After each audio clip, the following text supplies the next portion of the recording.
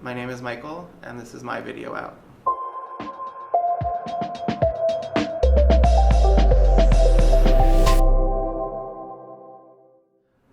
So I grew up about an hour and a half north of New York City in a town called Poughkeepsie. I loved it. It's a small place with an interesting mix of urban and suburban and rural environments all very close to each other. I specifically grew up in a fairly urban area that was very diverse. And there was a small school district because my town itself was fairly small. So it was interesting to really be with the same kids all throughout your years of schooling. It was an interesting mix of liberal on some stuff and conservative on others. There are very large immigrant communities, and the area itself and the surrounding where I'm from is rather conservative anyways. So it really, when I was growing up, probably, I don't know if was the worst area to be growing up as a young queer person in the 90s, but it certainly wasn't the most welcoming either. I think I knew that I liked men, that I was attracted to the same gender, before I knew that there was a term for that. I remember as young as 7 or 8, having innocent child crushes on, people on my soccer team. Wanting to hold their hand, and not realizing that that was any different, or that some people thought that was wrong. I think I first realized that that meant that I was gay, probably in high school, when I started getting called, slurs, because I was more effeminate than a lot of the other boys, and chose to hang out with girls. Not that that necessarily means that you're gay, but that was what people thought.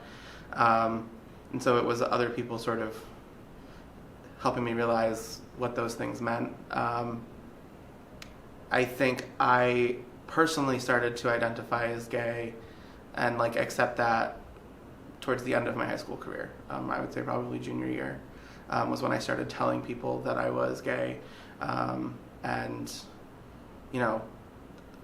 owning it and wearing it a little more pridefully. When I first started coming out, and actually almost every story was like this, people already knew. People had figured it out,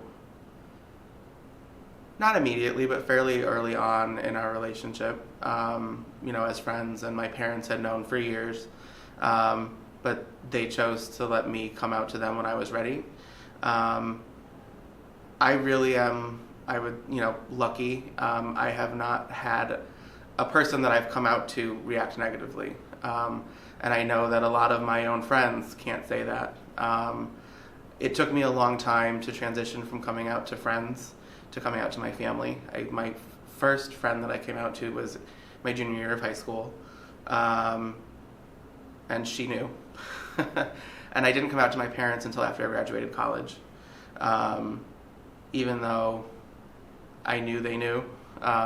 It was just a conversation that I wasn't actually ready to have in explicit terms. But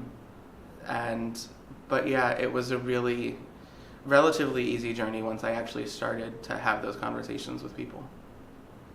I think the problem that is the most critical is the wave of violence against trans women, and specifically trans women of color,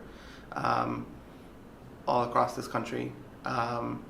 It's heartbreaking to watch, and it happens here in New York City, and I think it's hard to understand the full depth and scope of the problem because so many trans women are misgendered after they encounter violence, and their lives are ended and they're not able to advocate for themselves.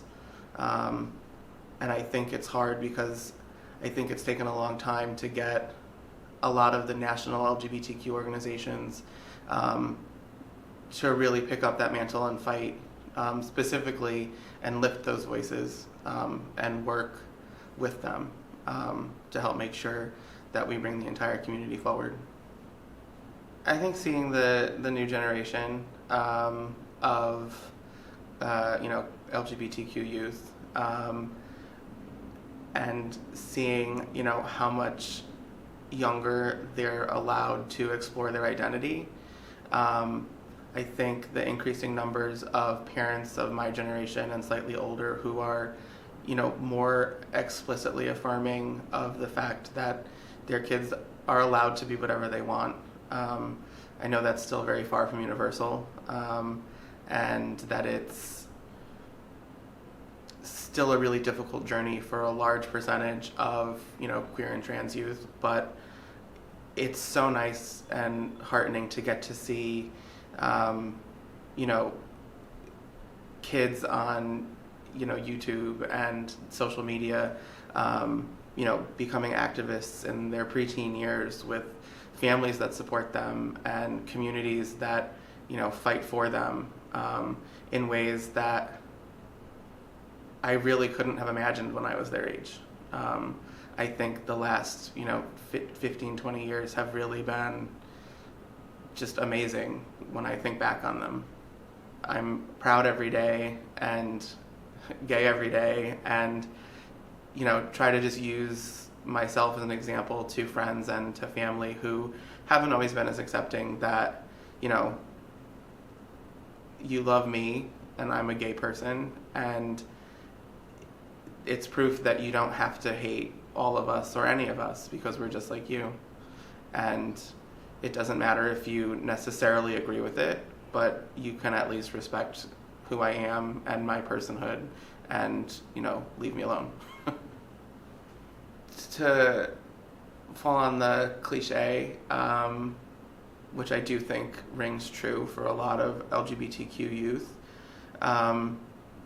it gets better. I think not only does it get better, it gets bigger in that your world gets bigger. Your high school might suck. Mine sucked for quite a large portion of it, and I had a supportive community around me. But there's so much more to the world and to you than high school.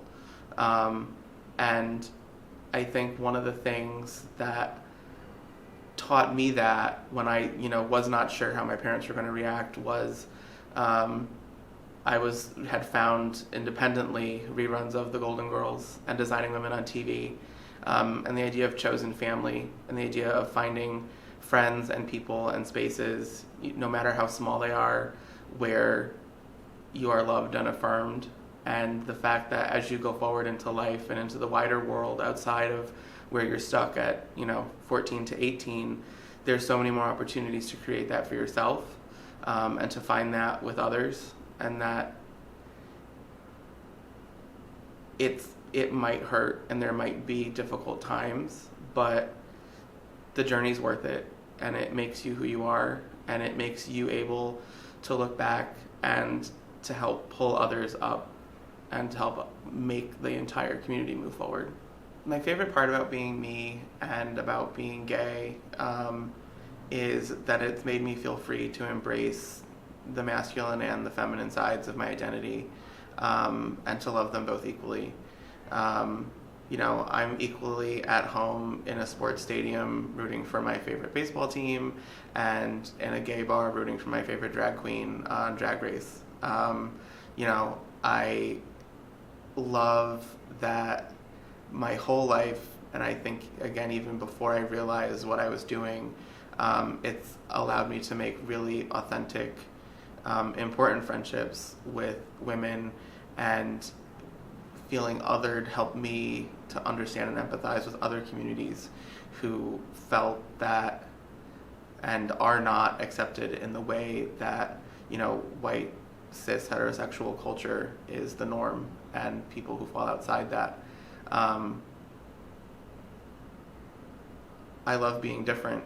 I love not being normal and ticking off all the boxes. And having grown up at a time when being gay really meant that you were on the outside in some ways. I think it gave me an appreciation for other people who were on the outside, and for making sure that they feel that it's not bad even if society tells you it's bad. It's about, loving yourself and loving your group and making sure that, you're making yourself and your group as strong and as welcoming and as loving as possible.